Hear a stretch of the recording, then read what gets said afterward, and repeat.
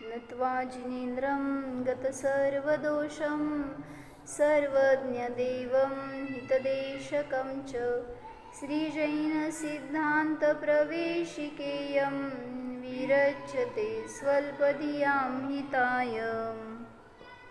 पंचपरमेष्ठी भगवान की जय।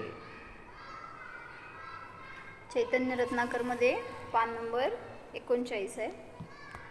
38 वर काय सांगितलं? स्वचैतन्य निधीचा भोग घेण्यासाठी स्वकडे उपयोग लावा, तरच तुम्हाला चैतन्याचा अनुभव होणार। काय सांगायला लागले त्याच्यामध्ये? स्पर्श रसगंध वर्णाच्या सगळ्या पर्याय घेऊन सांगितलं की त्या पर्याय पुद्गलाच्या आहेत आणि त्या माझ्यापासून भिन्न आहेत, क्षणिक आहेत। त्यांच्यामध्ये ज्ञान नाही, ज्ञानामध्ये त्या पर्याय नाहीत। म्हणजे स्पर्श रसगंध वर्ण हे ज्ञानात नाहीत आणि ज्ञान त्या स्पर्श रसगंध वर्णामध्ये नाही। मग त्याच्यापासून भेदविज्ञान करण्यासाठी हे सगळं खुलासा करून सांगतात। तर वर्णगुणाच्या 5 अवस्था सांगतात। वाच। निश्चय दृष्टीने वर्णगुण ध्रुव आहे, कॉन्स्टंट आहे। व्यवहार दृष्टीने वर्णगुणाच्या 5 अवस्था क्षणिक बदलणाऱ्या आहेत। याचा जीवनात मी वरचं वाचले। व्यवहार दृष्टीने काळा, पिवळा, निळा, लाल, पांढरा ह्या पर्याय चेंजेस आहेत, बदलतात। चार्ट वाचले रे। वर्णगुण निश्चय दृष्टीने कॉन्स्टंट आहे, ध्रुव आहे, आणि व्यवहार दृष्टीने पर्याय ही बदलणारी आहे।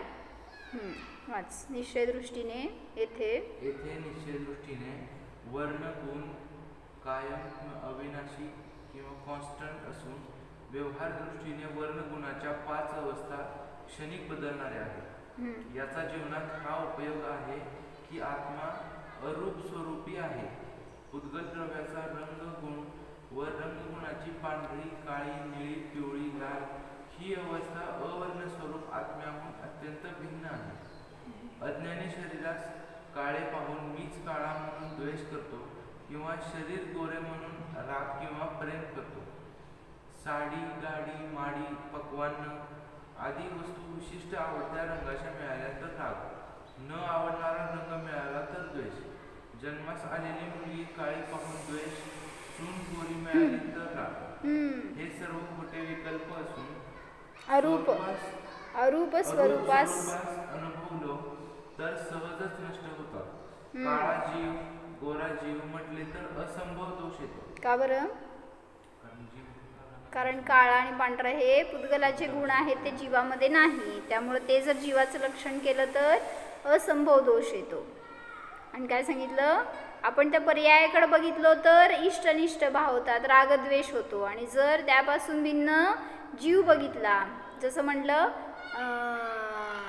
त्यांनी उदाहरण दिलं ना, बायको आणली आणि ती बायको कशी होती? गोरी गोमटी होती। म्हटल्यावर किती अनुराग तिच्याबरोबर, किती प्रेम, माझी बायको सुंदर आहे, गोरी आहे। नंतर कळलं तिला स्वयंपाकच येत नाही, आता प्रेम कमी होत आहे। नंतर कळलं ती कजाग आहे, काय म्हणायचं, फटाकडी आहे किंवा कशाई आहे, असं समजलं तिच्याशी किती प्रेम राहतं। म्हणजे म्हणायचे की म्हणून बाहेरच्या रंगरूपावरून तू जीवाची ओळख नाही आहे।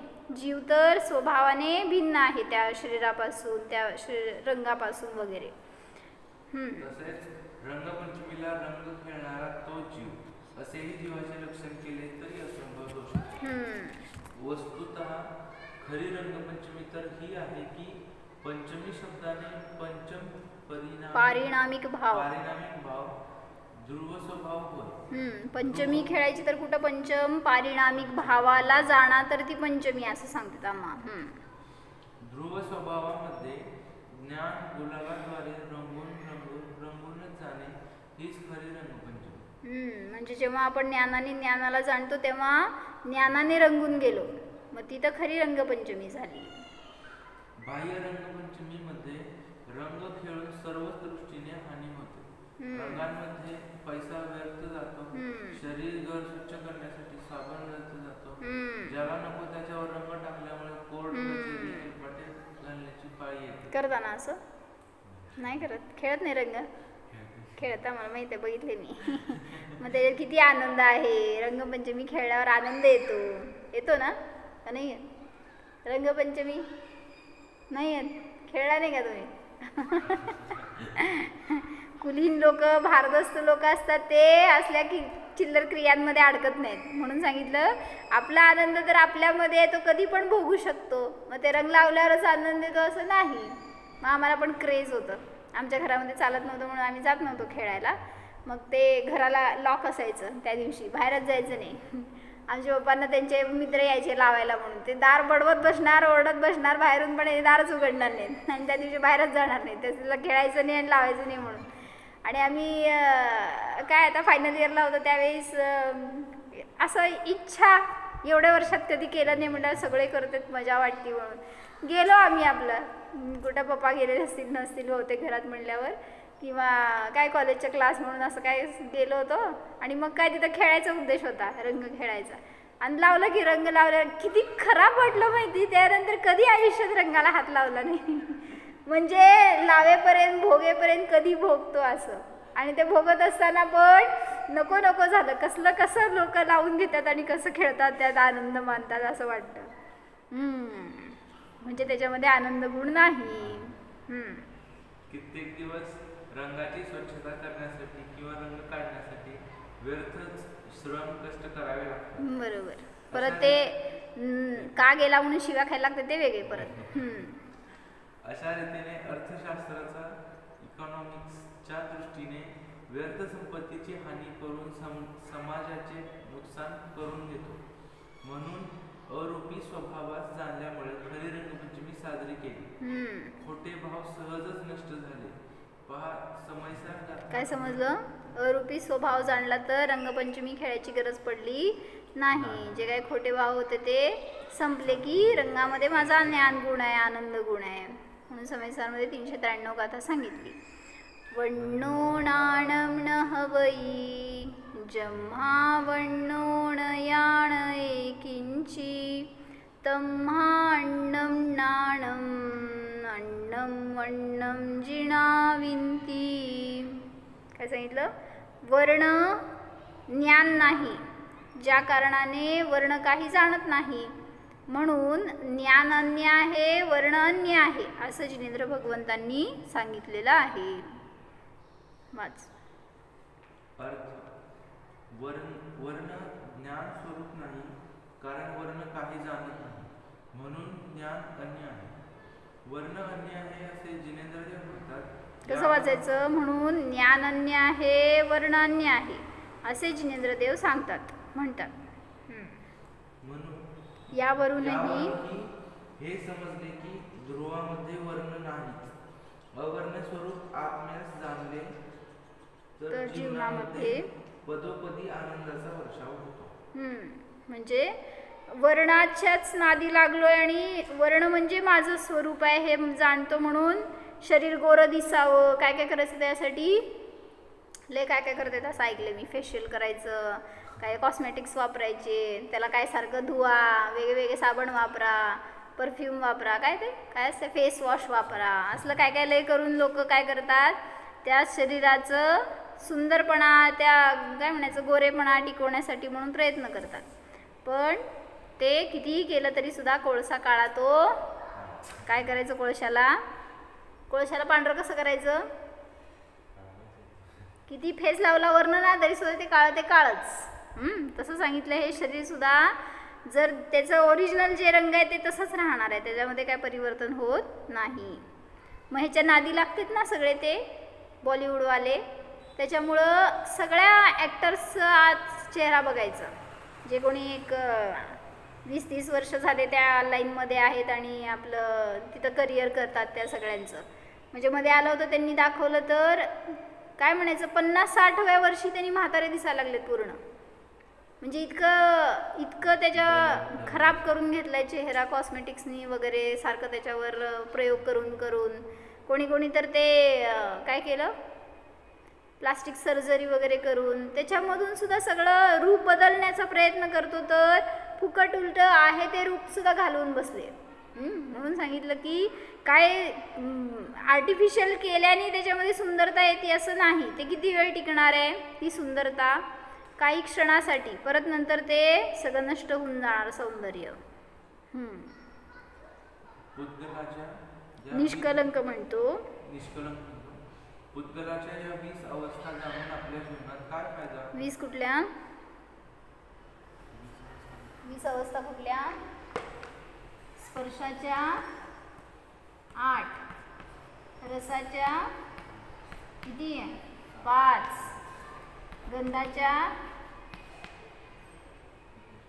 2, सुगंध आणि दुर्गंध, आणि वर्णाचे किती असतात?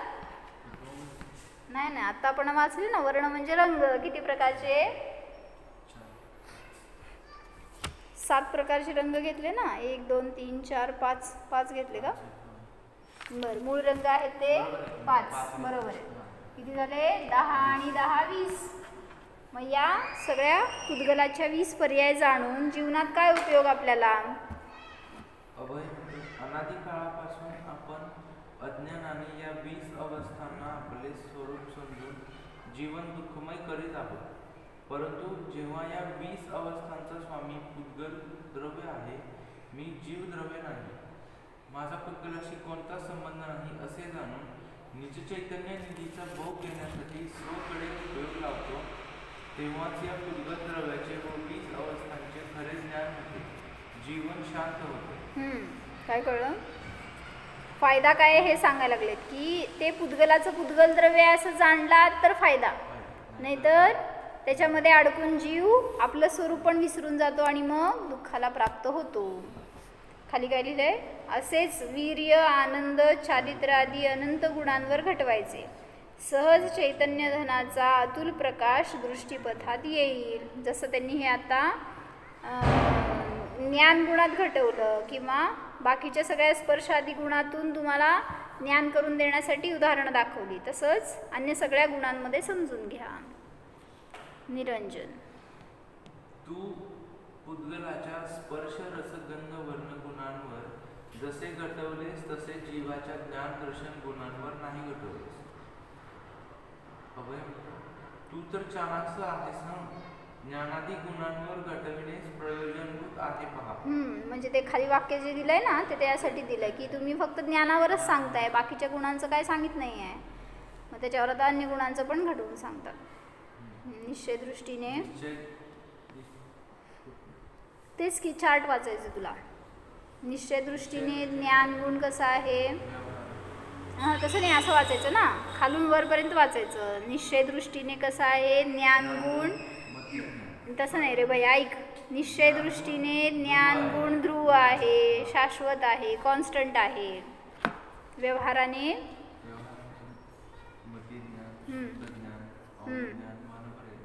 केवल ज्ञान ह्या पर्याय क्षणिक आहेत, चेंजेबल आहेत. पुढं एका वेळी किती पर्याय असतात एका गुणाच्या? म्हणून एका गुणाची एक पर्याय आणि अनंत गुणांचे अनंत पर्याय असतात. मग त्या एका समयात सुद्धा असू शकतात. मग ज्ञान गुणाची याच्यातली कुठली तरी एक पर्याय असणार. पुढं यामध्ये व्यवहार दृष्टीने मती ज्ञानादी 5 अवस्था बदलणाऱ्या असून निश्चय दृष्टीने ज्ञानगुण कायमच आहे. जसे सूर्याचे किरण एक प्रकारचेच असूनही 5 रंगांच्या काचेतून पेल्यावर 5 प्रकारे वाटतात. पण आहे तर एकच प्रकारचं. काय म्हणायचं त्याला? प्रिझम म्हणता ना तुम्ही. एकीकडनं व्हाईट रेज का टाकलं तर 7 रंगातून डिवाइड होतं ते. तद्वत ज्ञानाचे 5 प्रकार असूनही मूळ ज्ञानगुण एकच आहे. म्हणजे हे तुम्हाला सांगायला ते मती, श्रुत, अवधी वगैरे हे भेदरूप असलं तरी सुद्धा ज्ञान भेदरूप नाही आहे. ज्ञान गुण एक आहे, पण त्याची पर्याय अशी असू शकते हे सांगायला. बरं, ते काय सांगितलं त्यांनी? जर ते व्हाईट रे सोडला आपण एक रे, तर ते का बरं 7 मध्ये डिवाइड होता. तर तुम्हाला तिथं इंद्रधनुष्य का दिसतंय? काय त्याच्या मागं टेक्नॉलॉजी काय? असं कसं? असं कुठं ड्रॉपलेट एक असं स्थिर राहतं का? हो ना, म्हणजे असं ते सगळं ऐकूनच माहित आहे की ऊन आणि पाऊस असताना इंद्रधनुष्य दिसतं. असं असतंही होता. हो की, मग तेच की त्याला प्रॅक्टिकली विचार करायला लागलो आपण की असं कुठं आपण प्रिझम स्थिर ठेवला त्यामध्ये रेस सोडत राहिलो कंटिन्युअस तर त्यातनं तुम्हाला काहीतरी दिसेल असं बाहेर पडतंय म्हणून. असं ते थोडी पाणी स्थिर राहतं, ते रेस कॉन्स्टंट राहतात असं कुठं होत नाही. मग पण ते इंद्रधनुष्य स्थिर असते की असं कसं काय? असं एक सहज प्रश्न. कोणतं सायंटिस्ट आहे ना? पुढं हे समजून हा फायदा आहे की अवस्थेचा विचार केला तर मती अवस्थेचा विचार केला तर श्रुत अवधी मन पर्याय हे अल्पज्ञान नको केवळ ज्ञान बरे असे विषमभाव होतात. पण निश्चय दृष्टीने शाश्वत राहणाऱ्या ज्ञान गुणातून अखंड वस्तूचा आश्रय घेतला तरच समता शांतता आनंद प्राप्त होतो. काय कळलं? हे 5 ज्ञान आहेत ते पर्याय आहेत. पर्यायाकडे बघितलं तर अशांती होते. मला ज्ञान कमी आहे, मला कधी मिळणार ते ज्ञान, मला कधी केवळ ज्ञान होणार, हे सगळ्या पर्यायांचा विचार करणं योग्य नाही आहे. मग त्या पर्यायांमध्ये असणारा ध्रुव आहे त्याला विचारात घेतलं, त्याला जाणलं तर आनंदाची प्राप्ती होते. हे ज्ञान गुणाविषयी सांगितलं. तसंच दर्शन गुणाविषयी निश्चय दृष्टीने दर्शन गुण ध्रुव अविनाशी कॉन्स्टंट आहे. व्यवहार दृष्टीने 4 प्रकारचं दर्शन आहे. चक्षुदर्शन, अचक्षुदर्शन, अवधिदर्शन आणि केवल दर्शन या सगळ्या पर्याय आहेत त्या क्षणिक आहेत. ज्ञान गुणाप्रमाणेच येथे देखील व्यवहार दृष्टीने चक्षुदर्शनादी अवस्था बदलत असूनही निश्चय दृष्टीने दर्शन गुण कायम आहे. निश्चय दृष्टीने दर्शन गुणातून अखंड द्रव्यास जाणले तरच शांती समता खरा आनंद प्राप्त होतो. अवस्थेस जाणले तर विषमभाव होतात. काय कळलं? चक्षुदर्शन म्हणजे काय? डोळ्यांनी जे ज्ञान होणार त्याच्या आधी जो होतो तो पाहणे असा नाही आहे तिचा अर्थ. आता चक्षुदर्शन म्हणजे काय? कानाने जे होतं ना दर्शन त्याला म्हणायचं अचक्षुदर्शन, किंवा स्पर्शनेंद्रिय, रसनेंद्रिय, घ्राणेंद्रिय सगळ्यांच्या द्वारे अचक्षुदर्शन होतं. मग तिथं कुठं पाहणे आहे अर्थ? म्हणजे पाहणे डोळ्यांनी म्हणता तुम्ही पाहिलं म्हणून चक्षुदर्शनाला, पण अन्य इंद्रियांनी सुद्धा दर्शन होतं. मग तिथं सांगायचं की त्या इंद्रियांनी जे ज्ञान होणार आहे त्याच्या पूर्वी होणारा सामान्य प्रतिभास त्याला म्हणायचं दर्शन. म्हणजे काय? तुला कानानी शब्द आता ऐकू येणार आहे ना, अजून त्याचा निर्णय केला नाही आहे तू, तर ते शब्द ऐकत असताना त्याच्यामध्ये दर्शनोपयोग होतो. मग दर्शनपूर्वकच ज्ञान होत असतं. काहीतरी वास घेतला, काहीतरी टेस्ट घेतली, कशाला तरी टच केलं, तर ते सगळ्याचं ज्ञान होत असताना पहिल्यांदा दर्शनोपयोग होत असतो. तर ते कुठलं असतं? डोळ्याच्याद्वारे होणाऱ्या ज्ञानाच्या पहिला होतं ते चक्षुदर्शन, बाकीच्या 4 इंद्रियांनी होणाऱ्या ज्ञानाच्या पहिला होतं ते अचक्षुदर्शन, अवधी ज्ञानाच्या पूर्वी होतं ते अवधिदर्शन, आणि केवळ ज्ञानाच्या सोबत होतं ते केवल दर्शन. निश्चय दृष्टीने दर्शन गुण कायम आहे. निश्चय दृष्टीने दर्शन गुणातून अखंड द्रव्यास जाणले तर शांती समता खरा आनंद प्राप्त होतो. अवस्थेस जाणले तर विषमभाव होतात. म्हणजे अवस्था जाणायला गेला तर पर्यायाकडे लक्ष केलं म्हणून विषमभाव होणार. हे चांगलं, हे वाईट, त्याला चांगलं आहे मला नाही आहे, हे सगळे अवस्थेचं दृष्टी असल्यामुळे विषमभाव होतात. तसेच छद्मस्थानचे दर्शनपूर्वक ज्ञान असते. आत्मानुभूतीच्या पूर्वी अचक्षुदर्शन होते व केवल ज्ञान व केवळ दर्शन युगपत होतं. असेच वीर्य आनंद चरित्रादी अनंत घटवायचे. सहजच चैतन्य धनाचा अतुल प्रकाश दृष्टीपथात येईल. आता आपण मूळ प्रकरणाकडे वळूया. थांब जरा, त्यांनी वर काय सांगितलं? छद्मस्थानचे दर्शनपूर्वक ज्ञान असते. म्हणजे जेव्हा पण तुम्हाला कुठल्याही गोष्टीचं ज्ञान होणार ना त्याच्यापूर्वी दर्शन झालेलंच असतं. तुम्हाला ते पकडीत येत नाही, पण दर्शन झालं तरच ज्ञान होतं. दर्शनाशिवाय ज्ञानाची परिणती नसते छद्मस्थानमध्ये. आणि जेव्हा अनुभूती घेतो त्यावेळेस तो विषय कुठल्या इंद्रियांनी जाणला? आत्मा कुठल्या इंद्रियाने जाणला? आत्मा इंद्रियाचा विषय नाही, त्याला म्हणायचं अतिंद्रिय. त्यामुळं त्या पण विषयाला जाणायचं तर त्याच्या आधी पण दर्शन होतं, त्याला घेतलं अचक्षुदर्शनमध्ये. आणि केवलींना होतं ते युगपत होतं, केवल ज्ञान आणि केवल दर्शन. असेच आता वीर्य आनंद चारित्र अनंत गुणांवर घटवायचे. सहजच चैतन्य धनाचा अतुल प्रकाश दृष्टीपथात येईल. आता आपण मूळ प्रकरणाकडे वळूया. उद्गलाविषयी आपण पाहत होतो. निष्कलंक उत्सुकतेने मध्येच विचारतो. काय चाललं होतं प्रकरण आपलं? 6 द्रव्य सांगत होते, त्याच्यामध्ये जीवद्रव्याचं वर्णन सांगितलं होतं आणि पुद्गलाचं सांगत असताना मग ते 3 दोष सांगितले होते. पुद्गलाकडून जीवाची शोभा आहे असं तुम्ही म्हणला, काय दागिने घातले तर त्याच्याद्वारे जीवाची शोभा वगैरे, हे सगळे असंभव दोष सांगितलेले. आता पुद्गलाचं वर्णन करतात. पुद व गल शब्दांचा जीवनात उपयोग काय? अभय. पुद धर्मामुळे जोडण्याची क्रिया होते. शरीर पुद धर्मामुळे लठ्ठ झाले, कोणी आपणास टेम्पो म्हणून चिडवले तर आपण दुःख होणार नाही. आपणास दुःख होणार नाही. म्हणजे पुद अधिक गल बरोबर पुद्गल. मग पुद म्हणजे काय? गोळा होणे आणि गल म्हणजे विखरणे. मग तुमचं काय शरीर पुष्ट झालं, लठ्ठ झालं तर त्याच्यामध्ये पुद धर्माने सगळे परमाणू जास्त ग्रहण केले गेले आणि तसं शरीर बंद, लठ्ठ बंद. तर म्हणून कोणी चिडवलं तरी पण तिथं ते पुद्गलाचं परिणामन आहे हे समजलं तर दुःख होणार नाही. तसेच मी बुंदीच्या कायांचे लाडू बांधे हा कर्तृत्वाचा खोटा अहंकार सहजच गळून पडतो. म्हणजे मी करणार आहे आलं ना भाव तिथं, ते पुद धर्माने लाडू बांधला गेलाय. नाहीतर तुम्ही बांधला म्हटलं तर ते मी केलं असं झालं पुद्गलाचं कार्य, पण असं तर होत नाही. हा कर्तृत्वाचा खोटा अहंकार सहजच गळून पडतो, कारण पुद धर्माने लाडू बांधण्याची प्रक्रिया झाली. मी तर ज्ञाता द्रष्टा जीवद्रव्य आहे. तसेच गलधर्मामुळे विखरण्याची प्रक्रिया होते. गलमुळे शरीर क्षीण झाले, कोणीतरी बारीक आहे एकदम असा शरीराने, तर त्याला लोक चिडवतात की काय हडकुळा आहे, बारीकच आहे. आपणास कोणी वाळकून जा म्हणून चिडवले तरी दुःख होणार नाही. मी सांगतो, नोकराकडून ग्लास फुटला तो गलमुळेच. बरोबर आहे. गल म्हणजे विखरणं.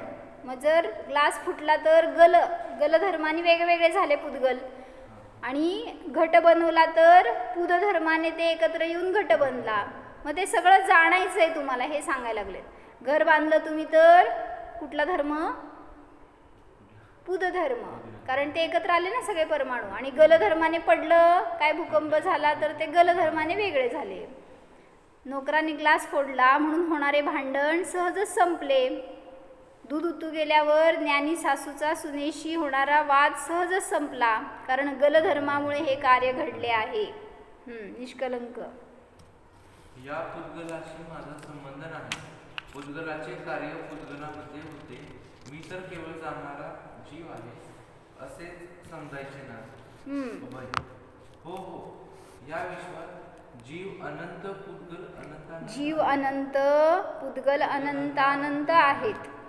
जरी बंधावस्थेत स्कंद व्यवहार नयाने एक म्हटला जाईल, पण निश्चय नयाने स्कंदामध्ये देखील प्रत्येक परमाणू स्वतंत्रच आहेत. म्हणजे समज हे पुस्तक बनलं तर हे एक स्कंद आहे ना बनलेला, पण तुम्ही बघता तेव्हा एक स्कंद म्हणून बघताय, पण आहे काय त्याच्यामध्ये असणारे परमाणू सुद्धा तसेच स्वतंत्र. कारण हे जरा विखरलं, काय तुटलं, फाटलं, जळलं तर त्याचे सगळे परमाणू विखरून वेगळे होणार आहेत. त्यामुळं ते आत्तासुद्धा सगळे स्वतंत्रच आहेत परमाणू. प्रत्येक परमाणूमध्ये आपापले अनंत गुण पर्याय स्वतंत्र आहेतच. एक परमाणू दुसऱ्या परमाणूचे काही करू शकत नाही, तर मी चेतन स्वाभाविक जडाचे काय करू शकणार? अर्थातच नाही. म्हणजे मी पराचं करायला जातो हे विचार आहेत ते चुकीचे आहेत. मी काही करू शकत नाही.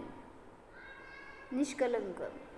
पुद्गल द्रव्य मूर्तीच आहे व पुद्गलाच्या स्पर्श गुणामध्ये अविभाग प्रतिच्छेदांचे प्रतिच्छेदाचे अंश 2 पेक्षा अधिक असतील तर स्निग्धाबरोबर किंवा वृक्षाबरोबर किंवा स्निग्ध रूपाचा वृक्षाचा थांबी वाचते. स्निग्ध वृक्षाचा परस्पर बंध होतो. शब्द वेगळे आहेत ना ते. स्निग्धाबरोबर म्हणजे काय, जसं 2 तेल मिसळले, तेल तूप असतात ते स्निग्ध, पाणी हे स्निग्ध, आणि वृक्ष म्हणजे काय, पीठ माती हे सगळं कोरडं जे ते वृक्ष. मग 2 पीठं मिसळली तर वृक्षाचा संबंध झाला. परत 2 तेल 2 पाणी मिसळले तर स्निग्धाशी संबंध झाला, आणि पिठात पाणी घातलं तर स्निग्ध आणि वृक्षाचा बंध झाला हे सांगाले. समान अविभाग प्रतिच्छेदवाल्या परमाणूंचा बंध होत नाही. तसेच जीव व पुद्गलांचा परस्पर कर्ता कर्म भोक्ता भोग्य संबंध नाहीच. म्हणजे रोटली कोण खाते, जीव खाते का शरीर खाते? मग शरीर, मग डेड बॉडी कुठं खाते रोटली? हां, मग जीव खाते म्हणा. मग जीव खाते तर सिद्ध पण खायला पाहिजेत. मग जोपर्यंत हा एक क्षेत्रावघा संबंध आहे तोपर्यंत असं दिसतंय खातोय म्हणून, पण जीव पुद्गलाला खाऊ शकत नाही. पुद्गलातच गेलंय हे सांगितलं फक्त. म्हणून त्याच्यामध्ये परस्पर कर्ता कर्म संबंध नाही. म्हणजे मी त्याला करणारा, मी त्याला भोगणारा हे सगळे भाव संपले. अभय. नेमके असेच जीवामध्ये पण घडते. कसे तर जीवामध्ये स्निग्ध वृक्षाच्या स्थानी रागद्वेष आहेत. म्हणजे जीवाने रागद्वेष केले की तिथं कर्म येऊन बांधले जातात. जसं ते स्निग्ध आणि वृक्ष हे दोन वेगवेगळे चीज आहेत, ते तुम्ही घेतले आणि मिसळले तर बांधले गेले. जसं कणिकमध्ये पाणी टाकलं तर ते बांधलं गेलं, तसं जीवाचे परिणाम हे झाले स्निग्ध आणि कर्म झाले वृक्ष. मग तुम्ही परिणाम केला की ते येऊन बांधले गेले, म्हणजेच त्यांचा बंध झाला. रागद्वेष परिणाम हे स्निग्ध वृक्षाच्या स्थानी आहेस. रागास आकर्षण व द्वेषाला विकर्षण म्हणतात व याचमुळे जीव बंधास प्राप्त होतो. निष्कलंक. पण एक गोष्ट लक्षात आली, न जघन्य गुणानाम. हे सूत्र काय सांगते? जर परमाणूमध्ये स्निग्ध किंवा वृक्ष यांचा अविभाग प्रतिच्छेद 1 अंशाने असेल तर तो परमाणू बंधन प्राप्त होत नाही. तसेच जीव देखील एकत्व स्वरूपामध्ये राहिला तर बंधास प्राप्त होत नाही.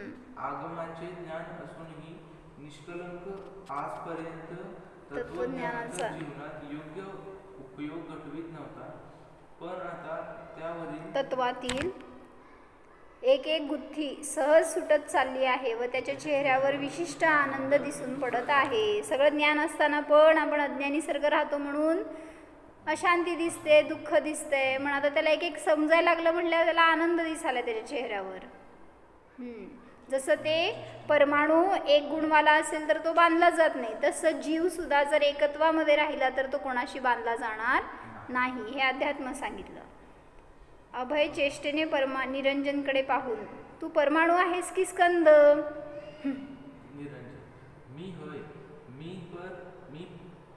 परमाणू असं त्याला म्हणायचं असणार आहे. पण का बरं? तू परमाणू आहे का स्कंद आहे सांग? मग मी जीव आहे हे उत्तर द्यायचं. निष्कलंक म्हणतो, अरे वेड्या, परमाणू आणि स्कंद तर पुद्गलाचे भेद आहेत, आपण तर जीवद्रव्य आहोत. अभय. निरंजन. औदारिक, वैक्रिक, आहारक, तेजस, कारमान या 5 शरीरापैकी आता तुला किती शरीर आहेत? हे शरीरांचे 5 प्रकार आहेत बरं का. औदारिक, वैक्रिक, आहारक, तेजस आणि कारमण. औदारिक म्हणजे जे स्थूल असतं, डोळ्यांनी दिसतं ते औदारिक शरीर. वैक्रिक म्हणजे देवनारकींना असतं ते सूक्ष्म शरीर. आहारक म्हणजे जे मुनींनाच असतं आणि जे विशिष्ट वृद्धी प्राप्त झाल्यावरच बाहेर पडतं. तेजस कारमण प्रत्येक जीवांना असतं, पण ते पण सूक्ष्म असतं, दिसत नाही. निष्कलंक मध्येच याचे उत्तर नय दृष्टीने दिले तर योग्य होईल बरे का? त्यांनी विचारले तुम्हाला 5 शरीरापैकी तुला किती शरीर असतात? किती आहेत सांग? 3 शरीर आपल्याला असतात, औदारिक, तेजस आणि कारमण. वैक्रिक शरीर कोणाला असतं? देव आणि नारकींना वैक्रिक शरीर असतं. आहारक शरीर मी आता सांगितलं सगळं मुनींनाच असतं फक्त. हे पण व्यवहाराने निश्चयाने जीवाला शरीर नसतं. निरंजन. तू नय मध्येच घुसडू नकोस. नय तर मला कळत नाहीत बघ. मला तर आता हे स्थूल दिसणारे औदारिक शरीर, शरीरावरील कांती म्हणजे तेजस शरीर व सूक्ष्म म्हणजे कार्बन शरीर आहे एवढं माहीत आहे असं त्याला म्हणायचं आहे. अभय, अरे रे, नय म्हणजेच जाणणाऱ्यांचा अभिप्राय किंवा सांगणाऱ्यांचा अभिप्राय किंवा अँगल ऑफ व्ह्यू. नय समजणे काही कठीण नाहीच. उदाहरणाने चटकन तुझ्या लक्षात येईल. जसे एकाच व्यक्तीच्या 18 नाती. सीतेकडे लवकुश माता म्हणून पाहतात, तर राम सीतेकडे पत्नी म्हणून पाहतो, लक्ष्मण सीतेकडे भावजय या नात्याने पाहतो. तसेच नय म्हणजे दृष्टिकोन. नयांचे मुख्य 2 भेद आहेत, निश्चय नय आणि व्यवहार नय. मग त्यांचं स्वरूप समजलं तर आपल्याला आपल्या जीवनामध्ये पण कसं त्याचं अवलंबन घ्यायचं, कशा रीतीने आपले पण खोटे भाव असतात ते संपतात, संपवू शकतो हे समजतं. त्याचं वर्णन उद्या बघू. लक्षात ठेवू. 44 पानापर्यंत आलं. जाणार हा मी जड पुद्गल द्रव्य नसून जीव आहे. स्पर्श रस गंध वर्णरहित जीव आहे.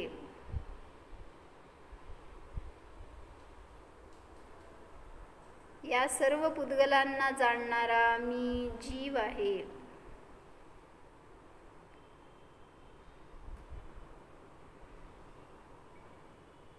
नित्य आहे, ध्रुव आहे, शाश्वत आहे. चैतन्यमय स्वरूपोऽहं